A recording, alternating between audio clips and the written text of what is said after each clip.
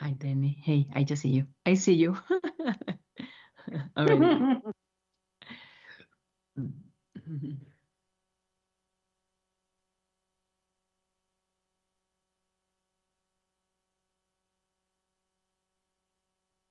Sorry, I didn't look at the meeting notice and I thought it was still 6:15. So that was purely my fault. I apologize. I didn't look at my calendar. You're good. It is 6:15, so it's perfect timing. Oh, okay. All right.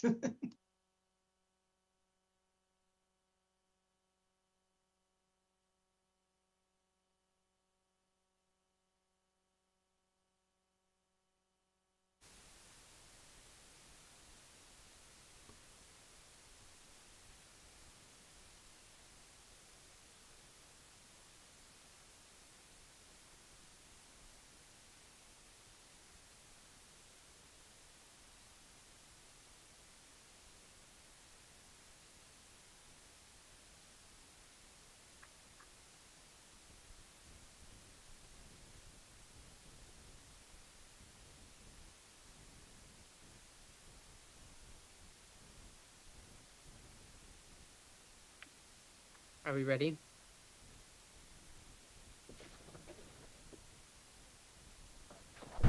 Yes.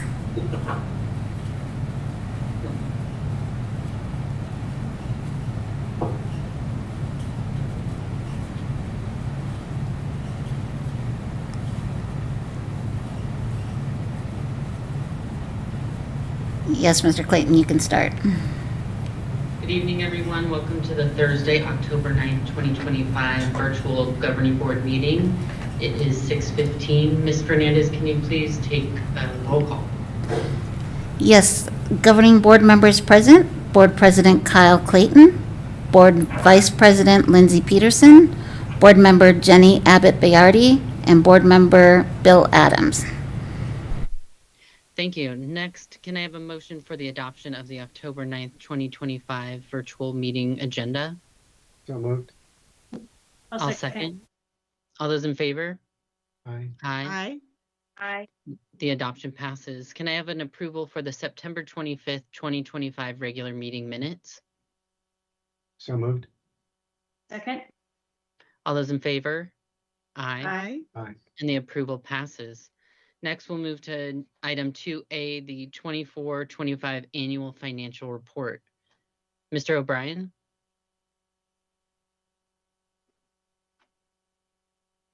Yes, good evening, Mr. President, members of the board.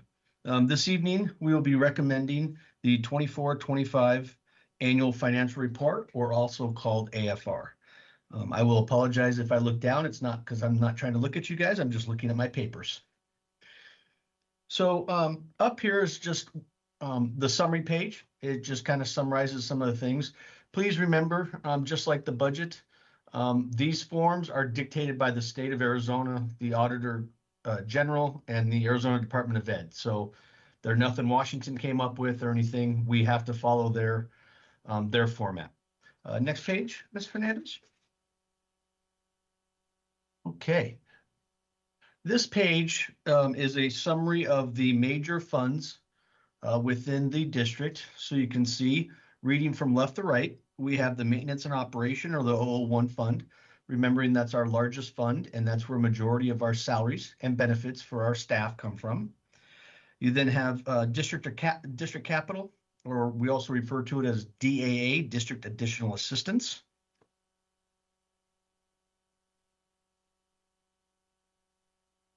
And then you have adjacent ways, bond building, and debt service. Debt service is just the fund we use to collect the taxes to pay for our bonds that we have sold. Okay, next page. Next page, this is our maintenance and operation budget. Again, our largest fund. This breaks out some of the categories that the Auditor General and the Department of Ed like to use for various reports that they have, including dollars in the classroom and the school or the statewide annual financial report put out by the Arizona Department of Education. I'm not going to go through all these pages in detail. I'm just going to highlight a few things that I think are of note. So if we start on this page, if on the right-hand side, you'll see the rows are numbered. If you go down to number 8, it says a negative 100%. That was just from a prior, we changed up a coding error from last year that shows on that actual. So it's not really that we subtracted anything or got rid of anything. We just corrected a coding error. If we go down to line 13, this is our extracurricular activities and other items. Two main reasons why this has gone up. We're getting to do more sports. We're getting a lot more participation in our sports and some of our extracurricular activities. The other thing to note on this also is that these are some of the other programs within the district, and we paid those stipends out this year, those very large stipends. And people who are coded to the 900 program got the stipends in the 900 program. So it looks like it went up just a little bit, and that will probably end up going down next year, or this year, excuse me. I have to think I'm in 2 years here. If we go down to 20, this is another, it shows that it went up 900%. Again, you can see we only spent $563 last year. We spent $5,975 this year. Yes, 961% is a large amount, but the dollar amount is not a large amount. And this is mainly due to some coding changes and corrections that we made with the Auditor General and our external auditors of doing a better job of coding professional development in the right function code, where this line is PD for anybody who's not instructional, whereas the line a couple lines up would be. So a little bit just getting better at some of our coding and with corrections that were offered by our external auditors. Okay, down to line 24. This is just the subtotal of all of the special ed. So program 200 and 300 is special ed. This has gone up. It's a small amount, but if you look at the dollar amount, it's a large amount. So this is SPED, and we've talked about SPED going up in contracted services. That's not going to be a surprise to anybody, and that's the main reason why this went up above last year. Okay, if we drop down to line 26, this is our desegregation. This was actually an error that the state made on our Budget 25 last year, and so we have corrected it. We get approximately $5 million every year, and we spend $5 million on our EL programs. Okay, I'm going to jump back up. I apologize. I'm going to jump back up to line 25. This is transportation.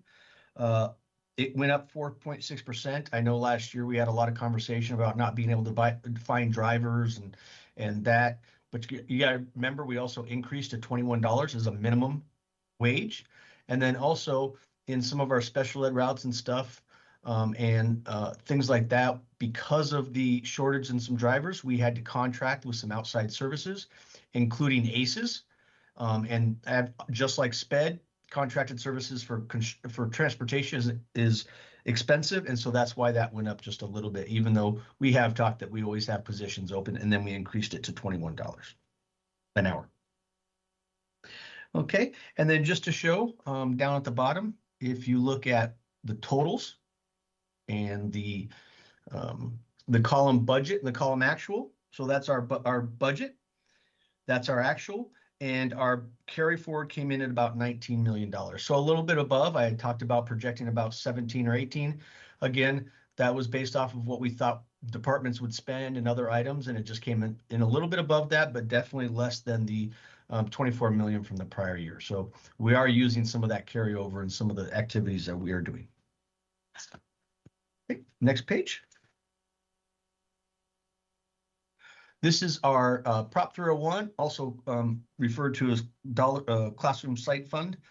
This is where we pay for a portion of every teacher's base pay, and then we also pay for performance pay out of this based off of the performance pay plan that the teachers have voted on that is administered by the HR department. Again, just to show here, we do have approximately $6.6 million in carryover. Again, Prop 301 comes in based off sales tax. So it's a very, very fluctuating amount as not only as our students go down, because it's on a per pupil basis. If anything happens in the tax rate by going up or going down, then that affects the dollar amount. And that amount is not known until March, just before the budget year starts. Just a little bit of information to show how we do this. $16.6 million in carryover, but we spend, you can see there that we spend approximately $13 million. Again, so as our enrollment goes down, that money's going to start going down too, unless there's a drastic increase in sales tax. And then just for a little bit of a future note, to show that we are using some of that money, as spoken about several board meetings ago, when the board approved the stipend for this year that was paid out a few weeks ago, approximately $1 million was used out of Prop 301 to pay for that stipend. So you can see that we've already kind of gone over what or getting closer to what our allocation over, which could then start spending into those carryovers.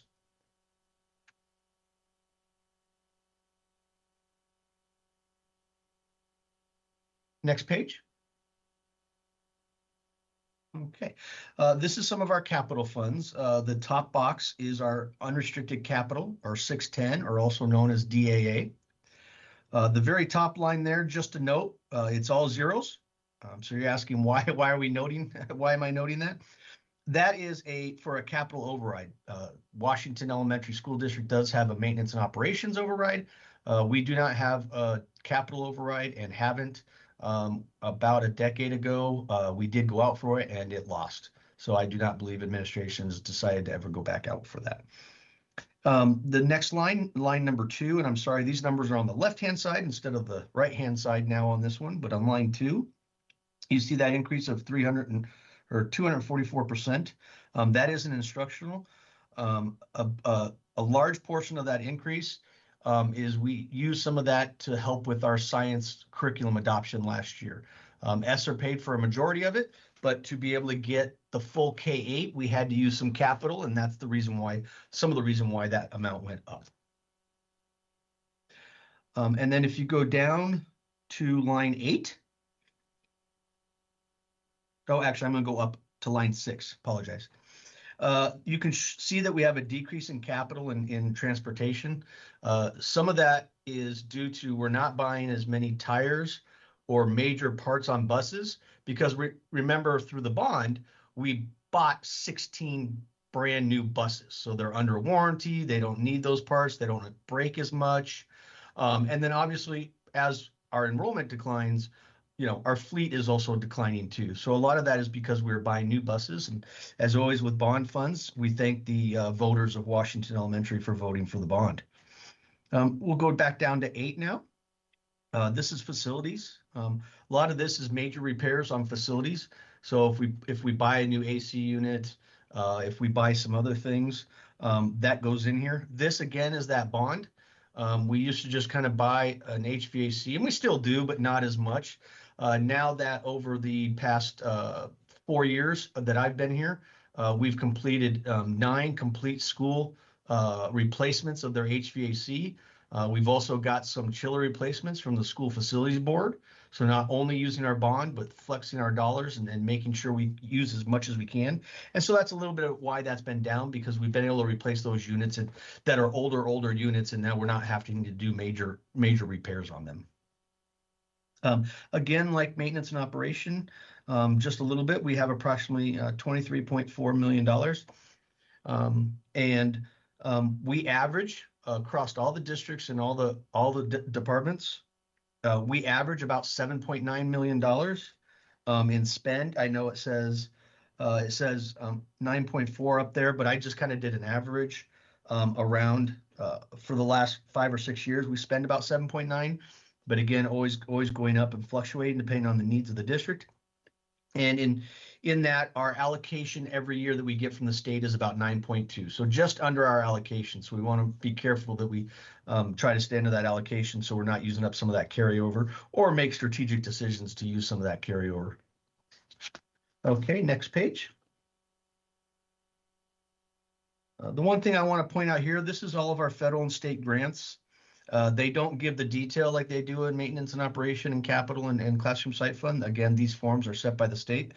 What I do want to point out for the board and the public who are watching, if you go over almost all the way to the right where it says ending fund balance, just before fund type, before all those words, you see a lot of negatives, and that would always bring up questions. But remembering that most of our federal grants are reimbursement grants, meaning that we have to spend it, and then every month we send a bill to ADE, and then they reimburse us. Because of the way that ADE does their function, we can't send our June, July, and August bills because their fiscal year is closed. So we have to pay the bills, and then after we do their what they call completion reports, which is very similar to an annual financial report, then they send us the money. So it's not like we're never going to get that money. We are going to get that money, but it always ends as a negative in a lot of those reimbursement grants because we're not allowed to ask for more than we've actually spent. It is a true reimbursement grant. And then also to note, down on line, line 19, that number in the future will be lower. So as we go into this year and the following years, because that's where we reported our ESSER funds. And as the board remembers, ESSER went away on September 30th of this year.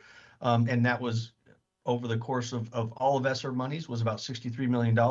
So obviously we won't be having those monies, and that other will go down drastically here in the future. You can see of that 10.6, if you just drop down to line 22, just over $10 million was spent purely on 10 million was spent purely on ESSER. So you can see you're immediately going to take that away, and that other funds line in future years is going to be much lower. Okay, next line or next page.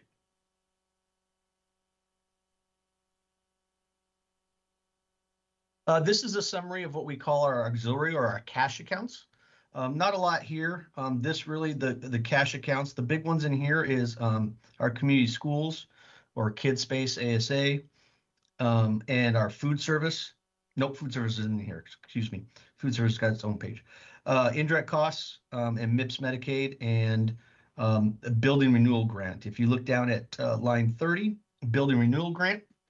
Building renewal grant is grants that we put in through the SFB, so the state pays for our things. And it probably, I believe we only spoke about it once or twice, but we did have an issue with SFB where they told us we could do something, and then they decided not to pay us. That is why that $10 million negative is there. But then you can see in the revenue that we have $12 million. So I worked with Tim Woodward and Scott Thompson, who works for Madison, but he sits on the school facilities board as the district administrator, and worked with the director and SFB, and we finally got that resolved and got that paid. I do like to say that Washington Elementary is very, very diligent in building renewal grants, and throughout the time of building renewal grants, we've gotten probably closer to about $15 million when you start to add many years up. We put in and we try to do our due diligence and get those grants. Okay, the next couple pages, next page, Ms. Fernandez, please.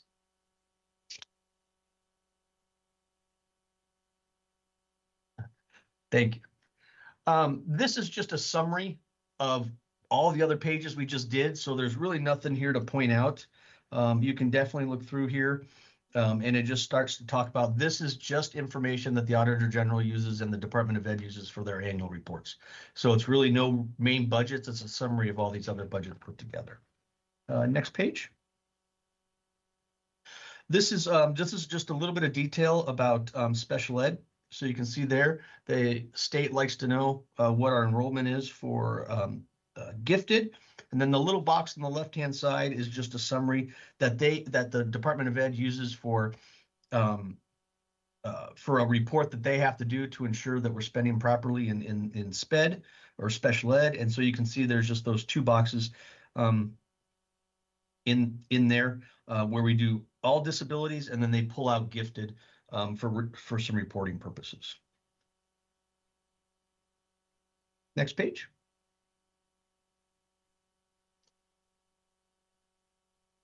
This again is just a summary of all the other pages, just in a different form. A good chunk of this information is used to do some reporting that the Department of Ed has to do up to the federal government. Okay. Next page. This is a reporting requirement from the federal government for COVID-19 federal funds, or ESSER funds, as we call them. So again, just a summary. It's the report that they have to fill out to the feds, so they put it into a nice report so they can pull it easily. Next page. This is our food service, or we here in Washington call it nutritional services. Just gives a little bit of information on it. Talks about some of the beginning balances up in the upper left-hand corner. Gives the number of meals that we have to serve, what the price of meals are, and then some of the expenditures. This is reporting that the state has to do, ADE has to do up to the federal government for statewide national school lunch program. So it's just kind of on its own page because that's the way they like it, and they can easily pull the information. Next page. And this final page here is just a summary. Again, state uses it for reporting purposes in some of their forms, so they like us to give it in their charts so they can easily pull it and put it together into their forms. That is what I have to present and show tonight, and I'm more than happy to answer any questions that members might have. Thank you, Mr. O'Brien. And just so anyone watching would like to know, this document is attached to this board docs in the agenda. If you would like to review it, as we couldn't zoom in and do things within this presentation. So thank you, Mr. O'Brien. Yes, and by state law, it will be up on the website, and we have to put the link on how they can get it through the Department of Ed. Thank you. Members have any questions?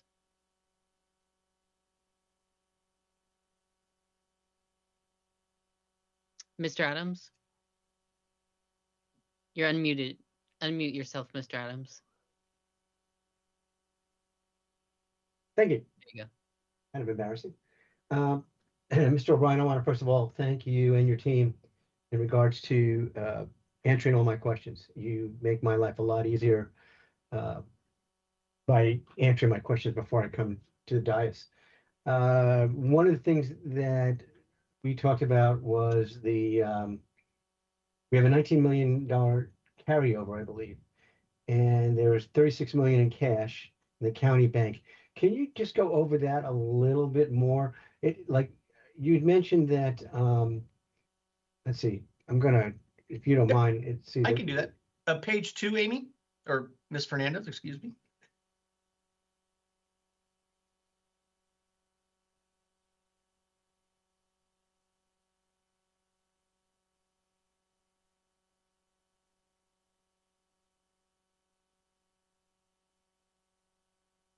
I believe this is where you're talking about board member items. So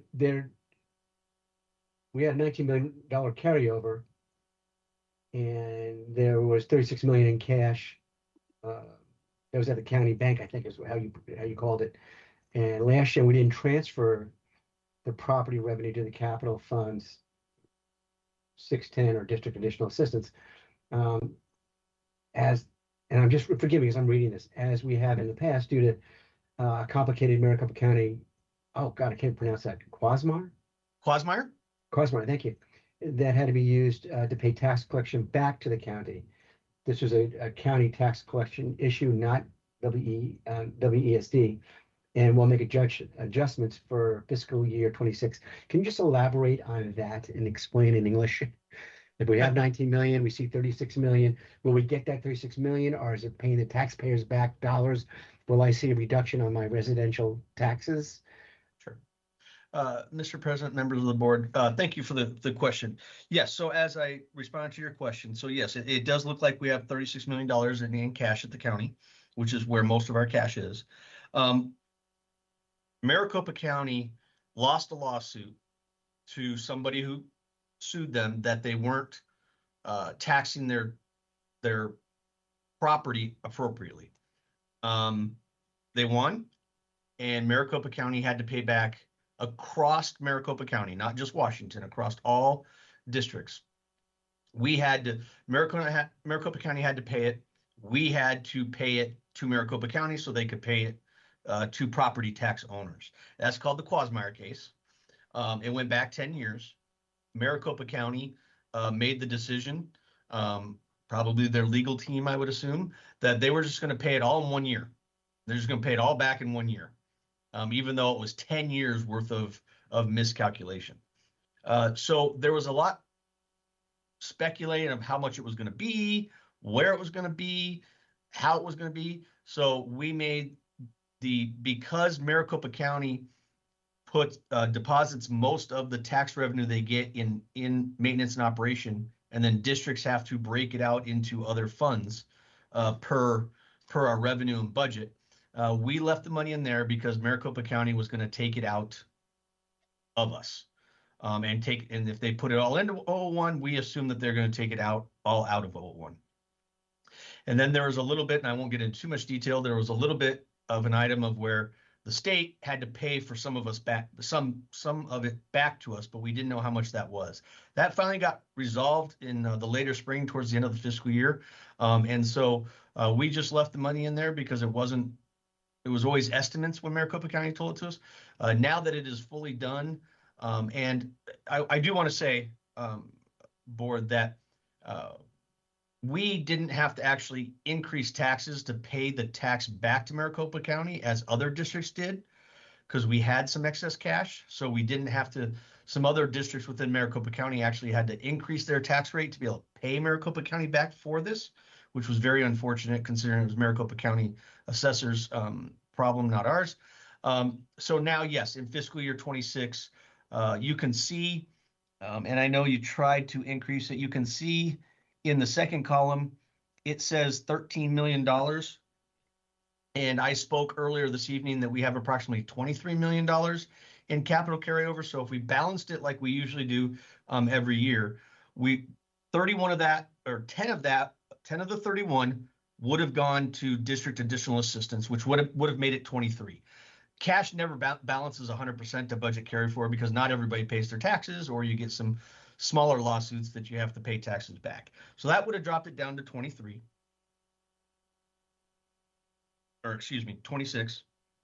Then you take out the approximately $19 million that we had in carryover, which would drop it down to just more than 26, down to around between 6 and 7%, or $6 and $7 million. That is what the state and districts call excess cash. that excess cash happens for a lot of reasons. Again, it can happen for high collections, people paying back taxes that they owe from years and years and years. It can happen many of ways. And so, and then we can use that sometimes to balance out the tax rate. Not always, because there's some limitations on that. But it's not very high. There's some districts that have extremely a lot, and then there's some districts that didn't. The good thing about having the amount that we had, again, was when Quasi-Meyer happened, we didn't have to go back to the taxpayers again, like other districts in the state. Won't name the districts, but they had to go out and tax to be able to pay the Quasi-Meyer back to Maricopa County, who had to pay it back to the taxpayers. So Hopefully that was enough layman's terms I could do. well, if I may, Mr. Chair. Yes. So, Mr. O'Brien, so it's still a little confusing. I'll be very honest with you. I get the 10 million. You went from 19 down to 13. I'm a little confused there, and then the 36 million has been sitting in an account, waiting to find out what Maricopa County was going to do with it. So next year, will we have access to the full 36 million? Sure. How much is being that 36 million? How much is that going to be reduced next year to pay back the taxpayers? Well, so it'll most likely, in a perfect world, most likely reduce down to about $6 or $7 million. And that is what we call the excess cash. We can't spend it because we can only spend up to our budget limit that's set by the state of Arizona in maintenance and operations and unrestricted capital DAA and adjacent ways. So it will sit there, and there are a few times that we can lower the tax rate, if you will. We don't give checks back to taxpayers. But it does just sit there, and just like budget balance carry forward, having some of that excess cash is okay, because in simple terms, if we need to collect $1 million from every property owner in the district, and somebody doesn't pay it for whatever reason, doesn't pay $200,000 of it. Well, we still spend our budget, which could have been $1 million, but then we wouldn't have the cash to do it. So having just even a little bit of excess cash is good fiscal responsibility of the district. So does it just sit there? Is 36 million just going to sit there? I understand what you're explaining, that if taxpayers don't pay their money, we can access those dollars. I get all that. It will sit in the county. Some of it will shift over to the Fund 610 DAA unrestricted capital. Other will sit in M&O to quote unquote cover our $19 million carryover. But again, as we spend and as we decline, and we've spoken that we possibly might decline by 600 kids, or that's what our estimate is, that will be used to pay for some of that. But yeah, it does just sit at Maricopa County. State of Arizona does not allow, one, for us to pay it all back to the taxpayers, and two, we can't go out and invest it and make money off of it. We can't earn interest on cash at the county level. So if you're asking me how much do I think is excess cash or will be there at the end of next year, I would predict it'll probably be in that 5 to 7 range again. It won't look, if we move it appropriately to district additional assistance, it won't all be sitting there in that maintenance and operation. It'll be split between those two columns. But yes, it'll be sitting at Maricopa County in cash. And the reality is we can't touch it. Yes. Fascinating. And no way to reduce that down to like 20,000 and take the difference and put it into our programs? No. The cash will just sit there. Well, great. And now I'll close out with this again. And Danny, I got to tell you that I really, really appreciated you walking me through some of this prior to this, because I probably would have done I probably would have asked you 1,000 more questions. So I want to, publicly just thank you and your team. And I've done some checking around. Fiscally, we're in a good place. And I'm really proud of what Danny, what you and your team are doing in protecting us and keeping an eye on this. So, sir, again, publicly, thank you for everything you do. Thank you, sir. Thank you. Thank you. All right, any other board member questions? Excellent. Thank you, Mr. O'Brien, for this presentation. Next, we will move for a motion to adjourn. So move. I'll second. All those in favor? Hi. Aye. And the meeting adjourns at 6:47. Thank you. Thank you, everybody. Thank you, everyone. Thank you.